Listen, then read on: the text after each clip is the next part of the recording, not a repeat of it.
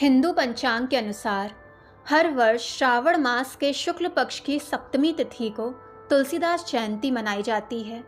इस वर्ष तुलसीदास जयंती 31 जुलाई यानी आज है। तुलसीदास को देश का एक महान कवि कहा जाता है। भगवान राम के प्रति गहरी आस्था और समर्पण के लिए भी इन्हें याद किया जाता है। तुलसीदास जी ने अपने पूरे जीवन में कई महत्वपूर्ण ग्रंथ लिखे, लेकिन उनकी सबसे प्रसिद्ध रचना रामचरितमानस है। इसमें भगवान राम की जीवन गाथा इतनी सुंदर और सरल भाषा में बताई गई है कि हर कोई आसानी से इसे समझ सकता है और उससे प्रेरणा ले सकता है।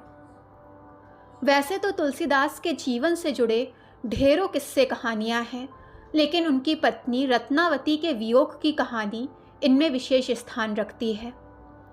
कहते हैं कि तुलसीदास अपनी पत्नी रत्नावती से बहुत प्रेम करते थे। एक बार रत्नावती अपने मायके गई थी और तुलसीदास का मन उनसे बिछड़ने को तैयार ही नहीं था। उस वक्त वो इतने व्याकुल हो गए कि एक तूफानी रात में पत्नी से मिलने घर से निकल पड़े। लेकिन पत्नी से मिलना तुलसीदास के लिए सरल नहीं था, क्योंकि बाहर तेज बारिश हो रही थी, बाढ़ जैसा खतरा था।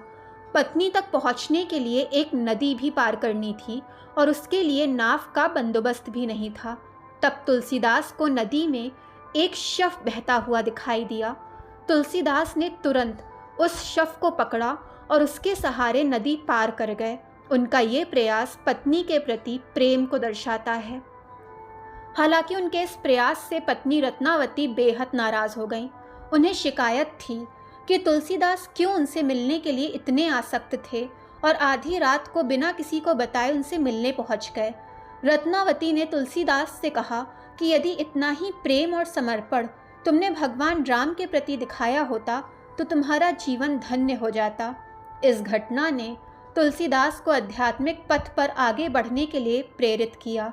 इसका नतीजा ये निकला कि भक्ति मार्ग में आगे चलकर उन्होंने रामचरितमानस जैसे महान ग्रंथ की रचना कर दी। तुलसीदास जयंती के दिन सुबह जल्दी उठकर नहा धोकर स्वच्छ कपड़े पहने, घर के मंदिर या पूजा के स्थान को अच्छे से साफ करें।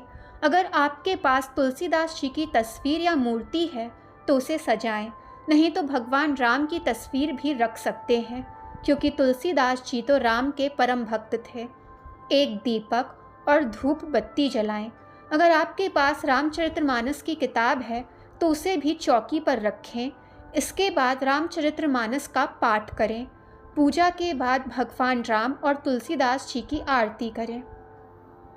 दोस्तों, वीडियो पसंद आई हो तो चैनल को लाइक, सब्सक्राइब एंड शेयर करें, ताकि चैनल की नोटिफिकेशंस आप सबको मिलती रहें।